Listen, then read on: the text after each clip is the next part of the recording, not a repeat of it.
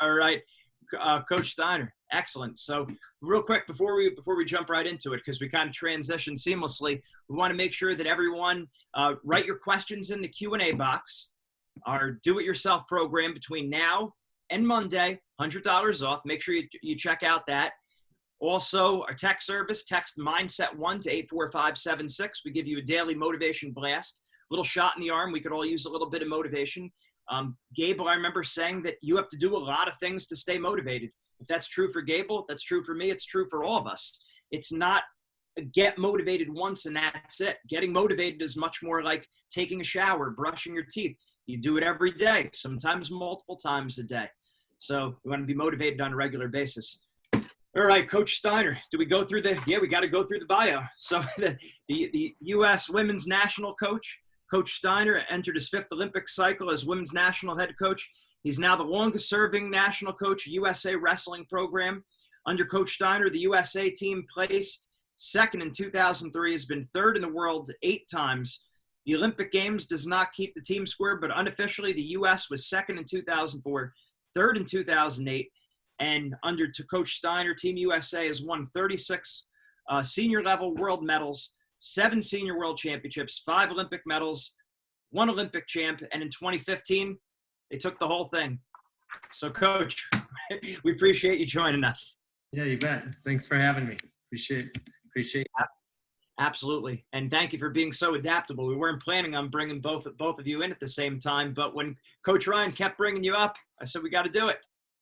Yeah, well, Coach Ryan was a huge part of my career as well, right? I mean, I think the feeling is mutual there that, I think there were a lot of great people and just great wrestling minds and just not just that, but just the value and the character that the team had during that time was pretty impressive. And I was glad to be part of it. Absolutely. Like you said, the great minds and great people. And I think that's so important for the coaches to see is that when you look at these high-level athletes, high-level wrestlers, then high-level coaches, none of this. Not, oh, me, but no, look at you. How are you? Hey, coach, how's it going? Like very much care, genuine people, which is tremendous.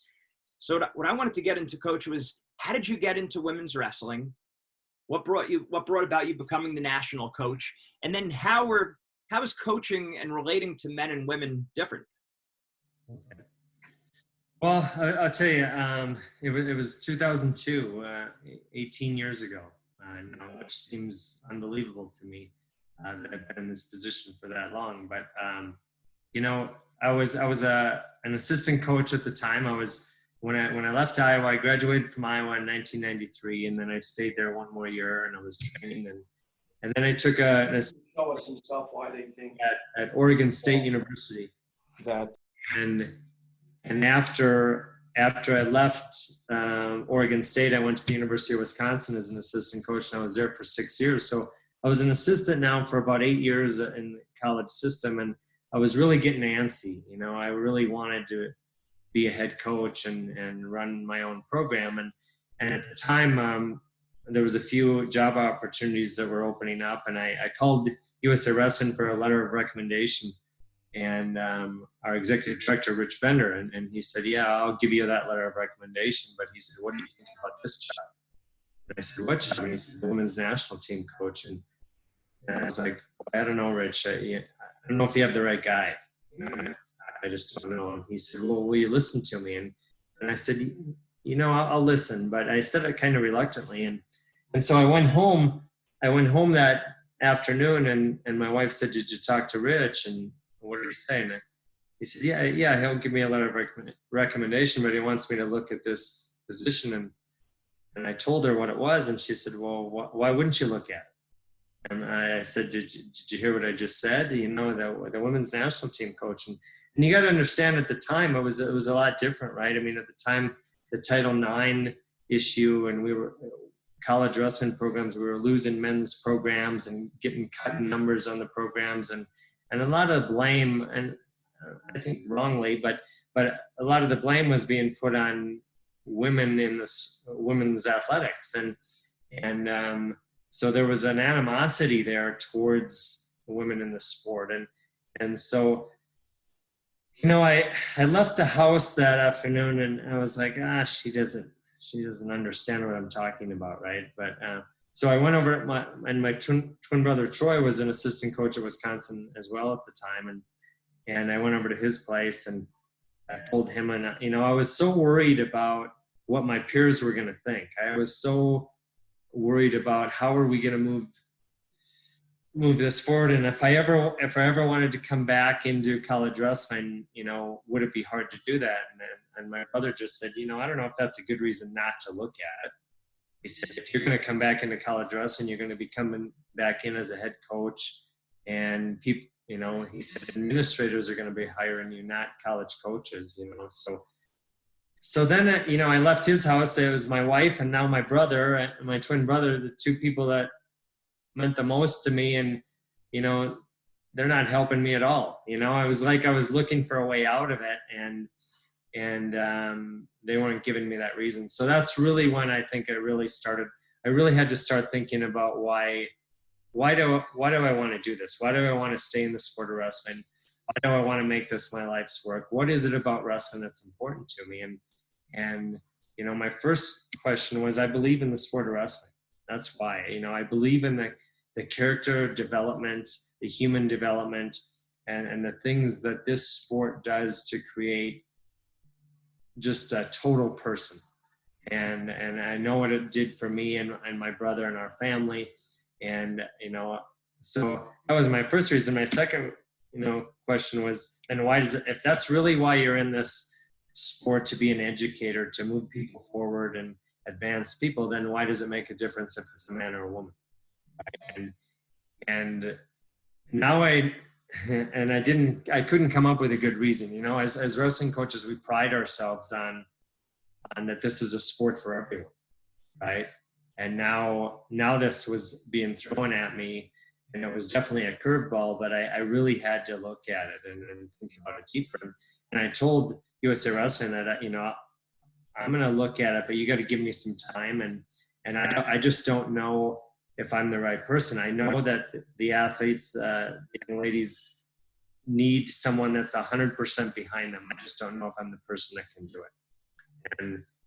And so we were driving home one night. It was about 2 weeks later. We're driving home one night from dinner or something. And we were talking about it. And my wife, she said, I really hate how you're thinking right now. And I'm like, it's not the first time. It's not, there's other times you haven't liked what I've thought about. But she said, I was a young girl in the late 60s, early 70s. And she's from North Dakota as well. We both come from the state of North Dakota. And she said, I was sitting in a high school gymnasium and listening to people boo and ridicule and harass. She said, what do you think I was watching? And I said, I don't know. And she said, I was watching girls basketball. She said, this is the beginning of something. And she said that, they're not just asking for a wrestling coach. They're looking for an advocate. Someone who can stand up and fight the battle and fight the fights and so they, let the athletes do their job and direct them. And then she said, and this is what really got me, is she said, furthermore, you have a young daughter. And at the time, our daughter was a year and a half. And she said, what if she wants to follow in your footsteps? And that's when I think it really hit me that I knew it was the right thing to do, because I knew that the one thing that my parents gave me when I was a young child was opportunity. If it was good for me, I had the opportunity to do it.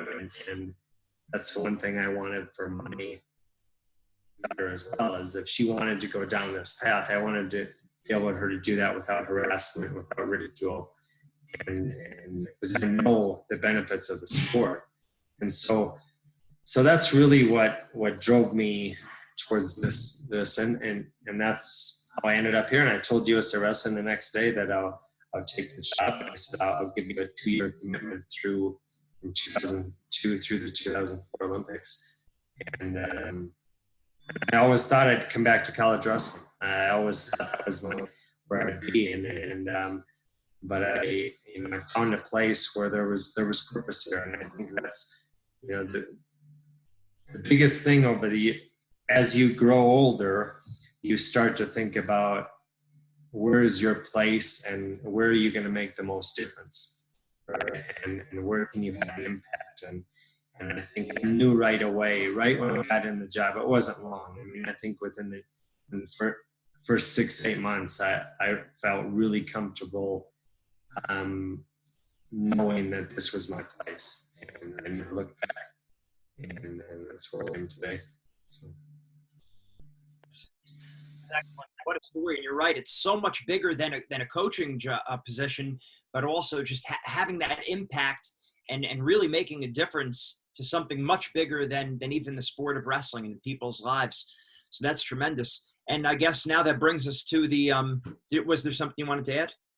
No, I mean, that's really, that was it. There was challenges, there was, I thought about everything, and I understand, and I think, we've come a long ways, right? And I think that the mindset and the attitude towards women in the sport of wrestling has come a long ways, but we still have a long ways to go. And I think the challenges at the time, I thought I thought through everything, right?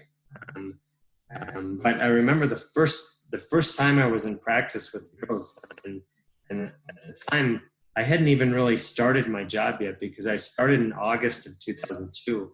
But we came down in July or in June to look for a house and kind of figure out our situation here. And the girls were going through a training camp at the Olympic Training Center getting ready for the World Team Trials.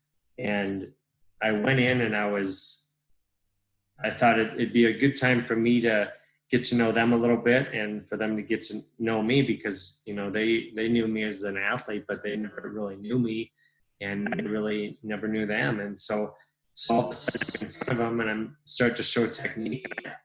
I'm really struggling with my own sport. I don't know how to communicate and I'm fearful of what I'm going to say. Do I, when I'm showing technique, do I say chest? Do I say breast? Can I touch here? Can I touch there? And there were things I never thought about before when I was coaching male athletes. And I left that practice really upset at myself.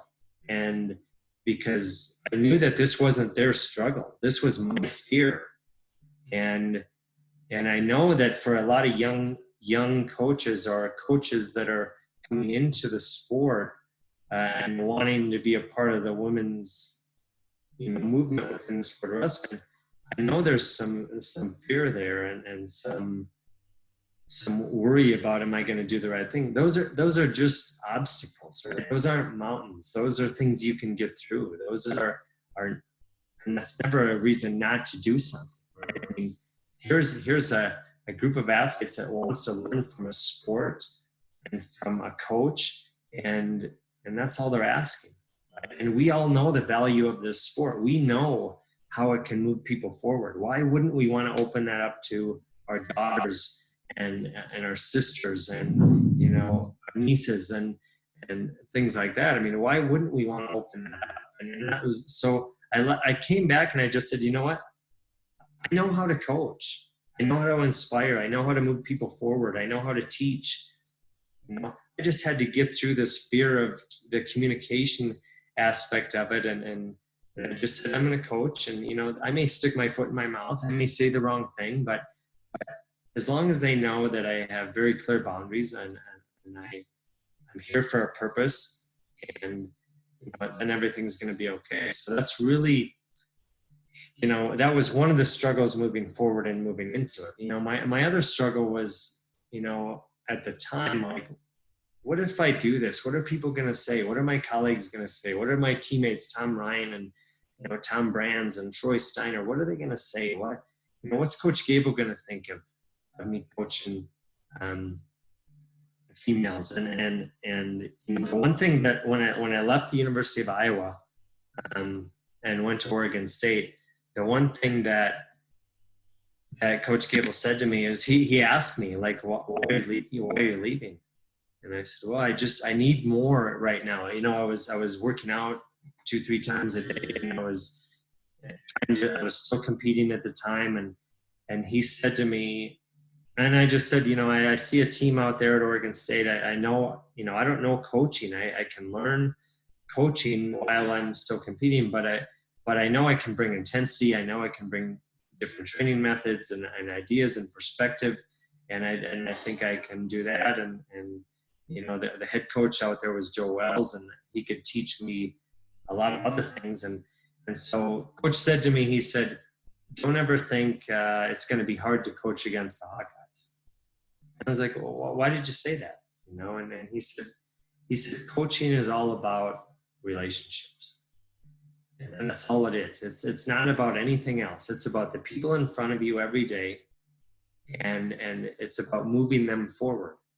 And that's all that matters, right? And I know that when Coach Gable was my coach, that's all that mattered to him, was that room, those athletes in it, and everything else on the peripheral took a back seat to that team and those individuals. And so again, that way of thinking kind of helped me come along to, this is the right thing to do, right?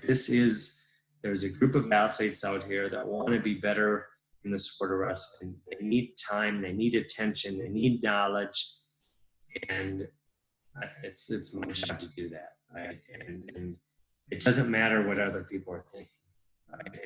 And I knew that it was going to take time, right, to change people's minds and people's hearts, and now I knew that the advocacy of this was a more than a 2-year thing. You can go win medals in a year or two, right?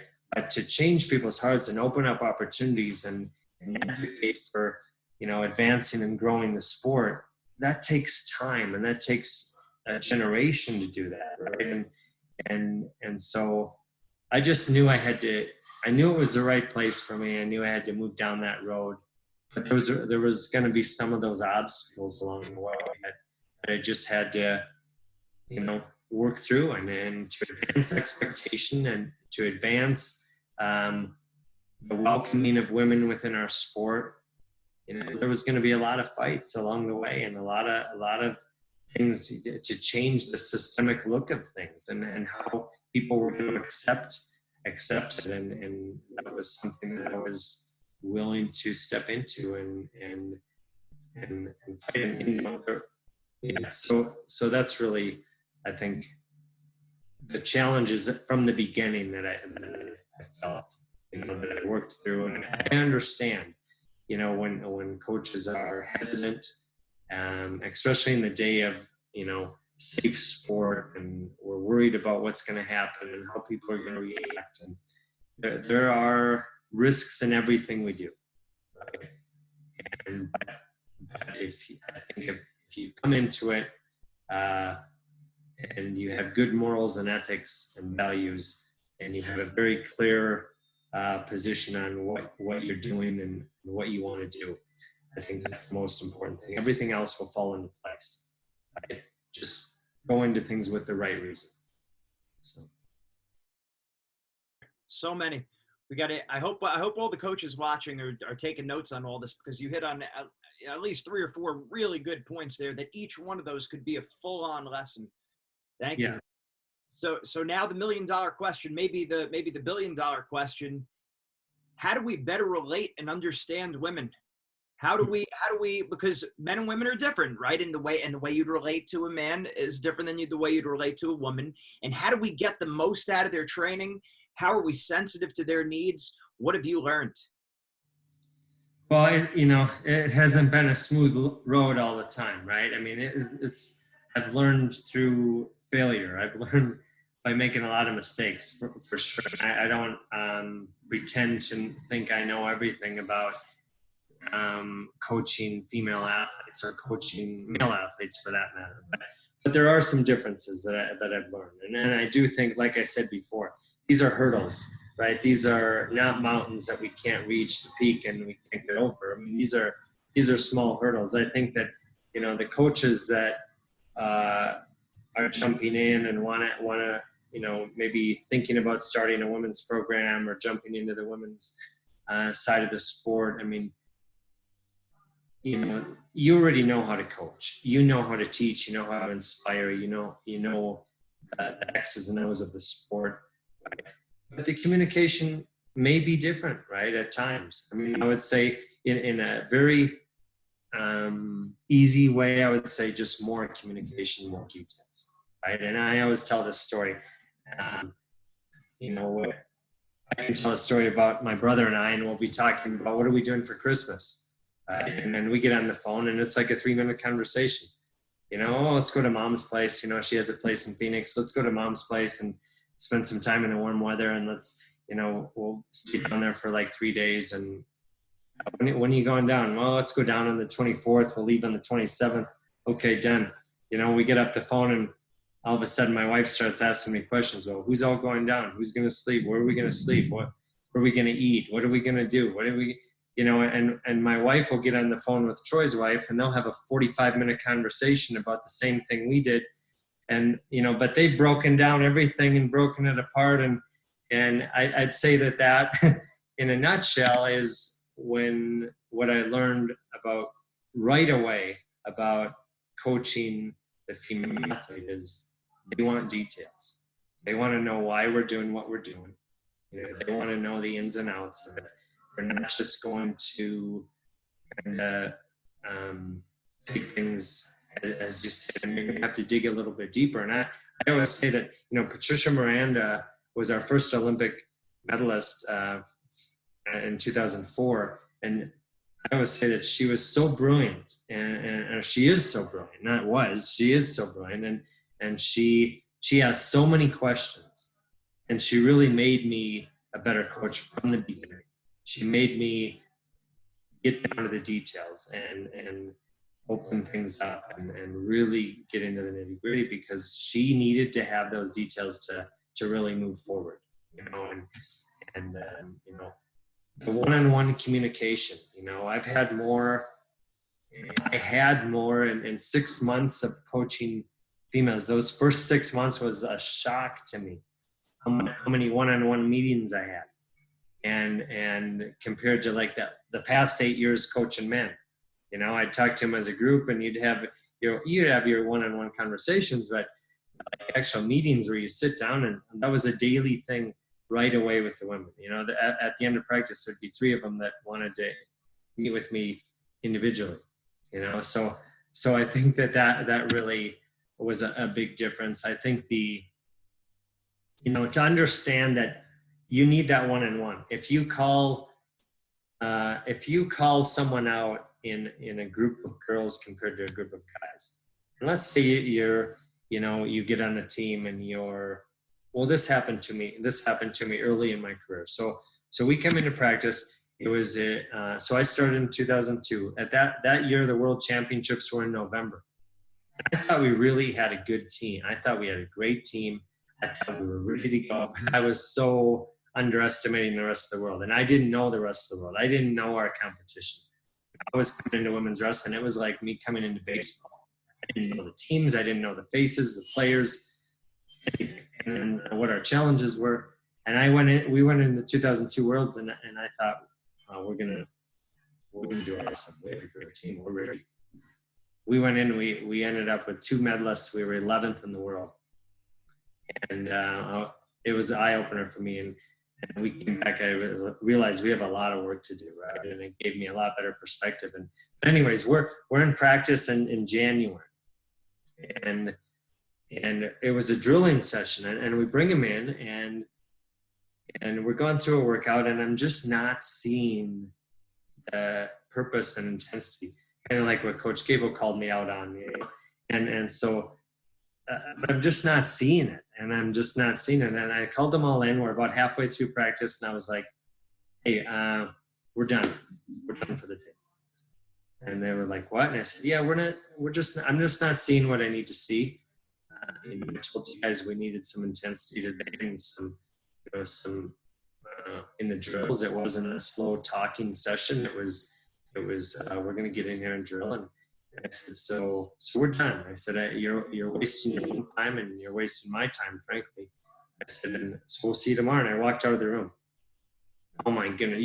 You would have thought that the world stopped, right? I mean, I went to the office and I was getting calls all day. Athletes were really upset and they were crying and they were, what did I do wrong? What did I, and two things, if you did that to a group of guys and you called them together and you said, hey, I'm not seeing the intensity here. What's going on? Every guy in that room is looking over their shoulder like, that must be Joe because I know it's not me, right? I mean, but every girl takes it right into themselves, right? They're looking at themselves like, he's talking to me. He's talking about me. That's a real difference in communication with females and males.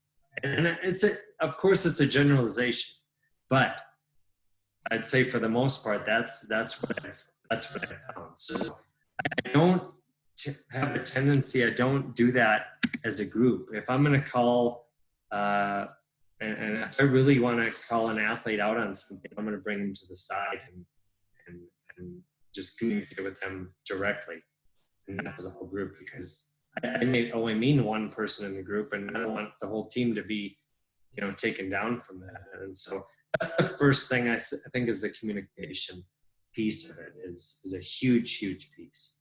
Right? The next thing is just conflict resolution. And this I got myself in a little bit of trouble with it on a few different occasions is, I just wasn't, I'm kind of a non-confrontational guy. I don't want to get in the middle of things. And when there's a conflict, I tend to let it see if it's going to dissolve itself and I step back and let it go and see where it goes. And really that works, I think, with in the guys' room, right? Because two guys, they'll be in the room and there'll be a confrontation. They'll slug it out and they'll, be in the locker room afterwards laughing with each other. Right? They forgot what they were fighting about. Right? And they can move on from it. With female athletes, that will linger and that will grow and it will just grow larger and larger, and all of a sudden the whole team is going to be involved in a conflict that could have been taken care of immediately. And so I would say the conflict resolution part of dealing with a female team has taught me, that's probably what I've learned the most from, is you've got to jump on things immediately. If you see some kind of conflict, you got to get in the middle of it and maybe mediate a little bit sooner than you would with a group of male athletes. Right? I think the other thing that I think is very important is the team dynamics. Understanding that the team dynamics are very important to, and I think it is for all of us. So, I mean, obviously, I was just talking with Coach Ryan and the team at Iowa, and that was very important to my development and things like that. But I think when you're talking with a group of females or dealing with a female team, you have to understand that the relationships within that team and how they're getting along with each other is going to affect them way more than it is a group of male athletes. And I think you have to make sure there's a lot of, they're going to get their confidence for the most part. They're going to get a confidence not from what they just did last week at the competition. They're going to get their confidence on how well they're getting along with each other, how well they're getting along with their coaches, and does the coach respect me, and does the coach,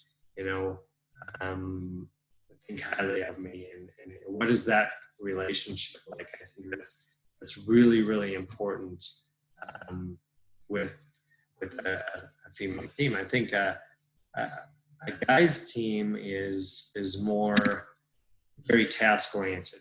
Give us the goal, let us go to work. We don't have to get along, but I need your help behind me pushing, right? And just give me the task, give us the task, and let's go. And the girls' team is I think it's gonna be more socially oriented, right? It's gonna be more, and it's not a good or bad thing. It's just what I found that is a difference, right? It's a difference in and dealing with a female team. And so that social part of it, that making sure they're connecting well, making sure you're keeping, there's always going to be things that they're not always going to see eye to eye, but for the most part, socially, they got to be connected on how they're doing and what they're doing, and just have a good understanding of that. Because again, that's where their confidence is going to come from. A lot of their confidence is going to come from the relationships that are involved with each of them in that team. So that's what I've found. That's great. That was, again, another thing right there, just loaded with information, tremendous. And it's so important as we relate to women that we know how to push the right buttons, do things that aren't turning them off right away, and recognizing those real differences. It just goes such a long way as coaches. So we have Chris Gallegos here, who asks, what's the best way to encourage and recruit young women to wrestle in high school? Well, I would say that get their friends, right? I mean, have them bring a friend. I mean, I look at it even with my own daughter. My daughter never did wrestle, but I know she's a college student. But I look at the times when she was ready to join and she was interested in the sport, and the thing that I didn't do was I didn't get her friends involved. Right. And then so all of a sudden I'm taking her into a room full of a club practice full of young boys, and then she's the only girl, and it's intimidating. Right. And so I said I paid for it for the next 6 years, because I spent the next 6 to 8 years in a volleyball gym. Right. And so, because I wasn't smart enough to get her friends involved. And so, and I really think that's an important piece to it. And I also think it's important that women, young boys and young girls, they have they're competing against their own gender, right? I mean, they deserve that. Both of them deserve that. So I think when you're thinking about how do we recruit young girls, think about how it's good for the sport. We owe it to the boys in the sport too, to start women's programs, to have the sanctioning of that's why the sanctioning of the sport at the state level is so important to us, because we know that if we separate the male and female wrestling and have them, it's one thing training against each other, but having them compete against each other is we owe it to both of them. It's the right thing to do to separate. Then you're not putting an undue pressure on the boys' team either. Right? And I think once you have girls within your program that are training together, watching each other, seeing and gaining respect for each other, right?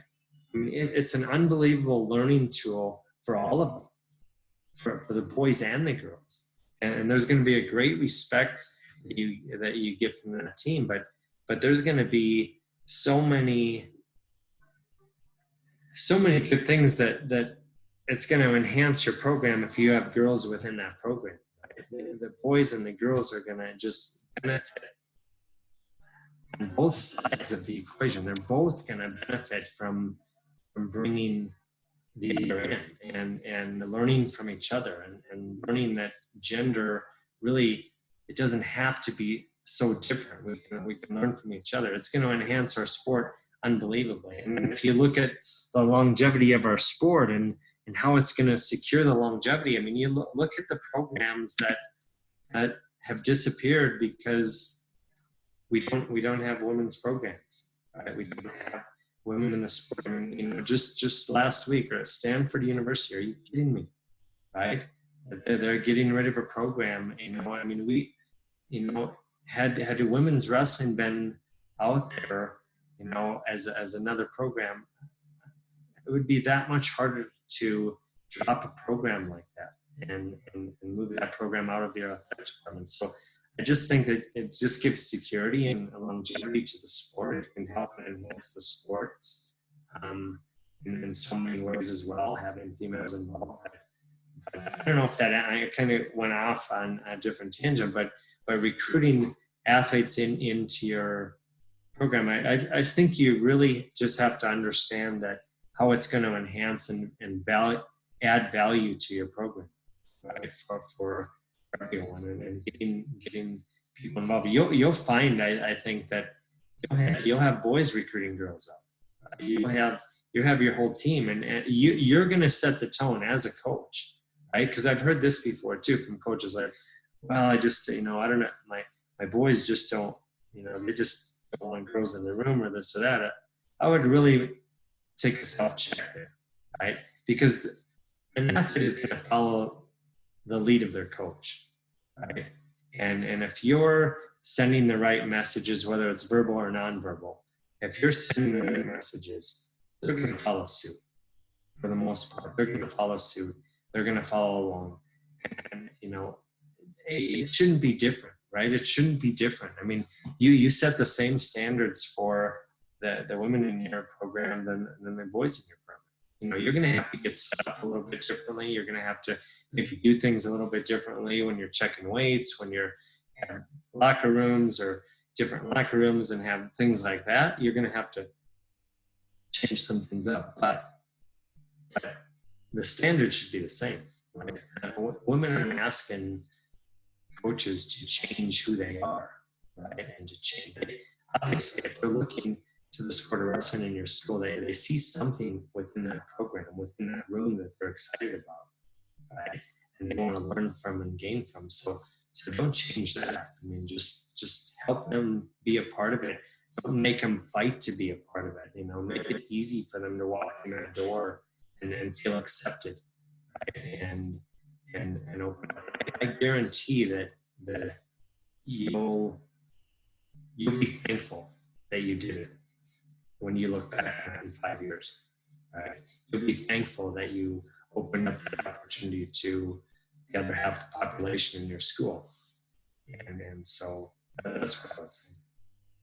Excellent. Now we have an international caller question. Coach Papa Constantino from Greece. He asks, would you train boys and girls together or keep them separate? Or does that change over time or right away? What are your thoughts? Well, I think training together is fine. I mean, you have to understand that at a certain age, it's going to, the boys become men. There's a different strength there. There's a different, it's a real difference. Even with our senior team, we tend to bring in and utilize the men's cadet team. We bring them in and we train with them a lot.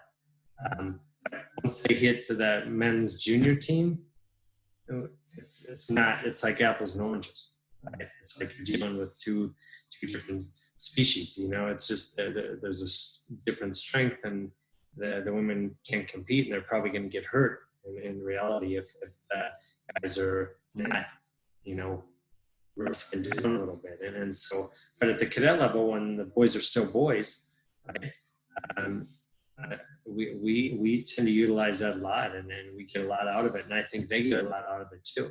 Right? And we've had a lot of kids come through the program. The great example of that is Henry Cejudo. Right? Henry Cejudo came to the Olympic Training Center as a workout partner for Patricia Miranda. Right? And all of a sudden, you realize that this kid has some ability, and he can benefit from being here. And then, he just stayed here after that. And he went on to become who he is, right? Olympic champion and UFC champion and everything like that. But the start of that was bringing him in and letting him train together. I don't see anything wrong with training together. I think that there comes a point, though, where if that's all the girls are training with is boys, then all of a sudden it's different, right? And this happened at numerous occasions, where all of a sudden there's a different pressure. Right? If you're wrestling a boy, if you're a girl and you're wrestling a boy, there's no pressure to win. You're not supposed to win, supposedly, right? You're not supposed to, and so there's not that pressure. It's like, if you win, you win.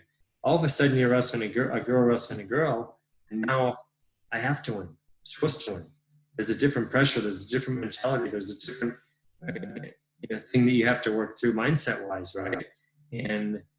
And so I think that it's important to, it's like a male athlete just wrestling with his coach. Well, there's no pressure. When I was at the University of Iowa, Coach Gable, he was supposed to beat the crap out of me, right? And he did many times, right? And so, but all of a sudden, put me with Tom Ryan. Right? Put me with Tom Ryan, and I'm wrestling him. Now it's a battle. Now you're supposed to compete, right? And so I think that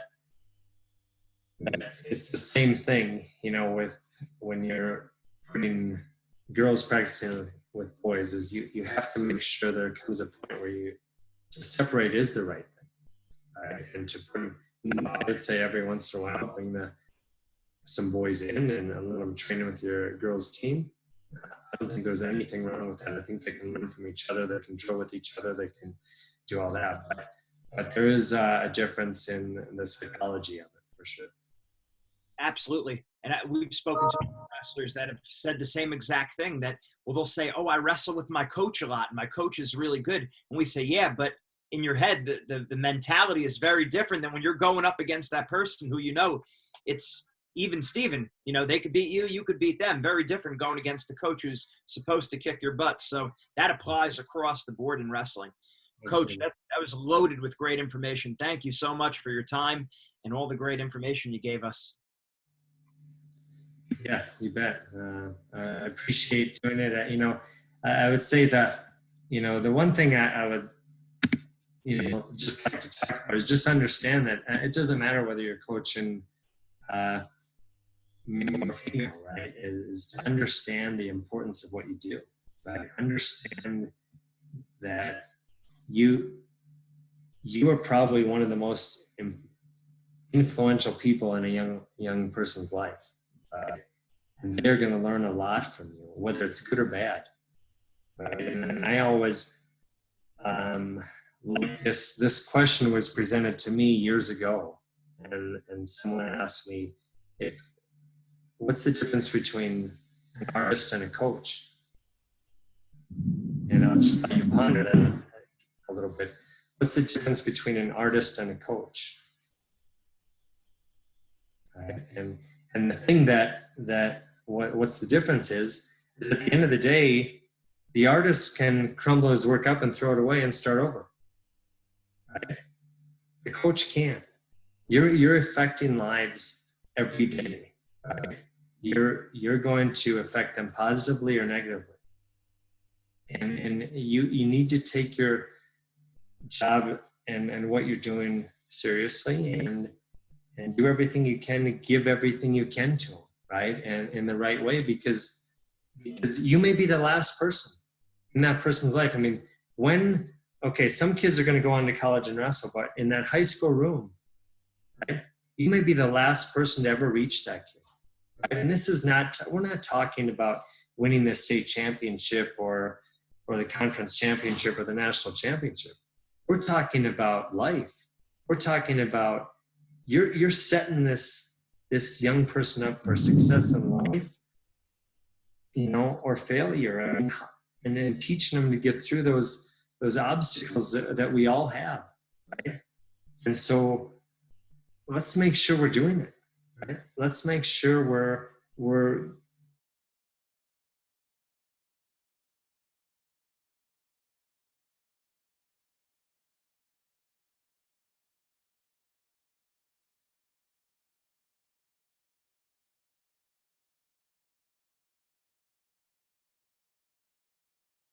Coach? Me or him? being that as a person. And that's our jobs, right? And that's really the true riches of the sport are won along the journey, right? Not at the end of the journey with the championship. I mean, those are great, but those are come and go, right? But the true riches we take with us for the rest of our lives. The things I learned from my club coach growing up, my high school coach, Coach Gable and his staff. I mean, those things I'm talking about now as a 50-year-old man, right? And I'll be talking about him as an 80-year-old man, right?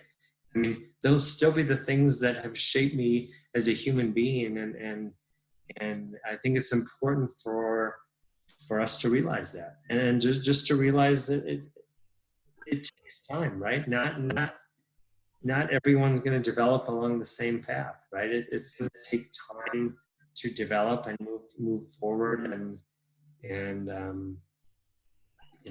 just be willing to be there along that process, right? And be there for them. So. Coach Terry Steiner, thank you very much. Make sure everyone is supporting USA Women's Wrestling. It's so important. Make sure you support our national team. Thank you, Coach. Really appreciate everything you do. You bet. Thank you. Okay, God bless you. Take care. Okay, thank you.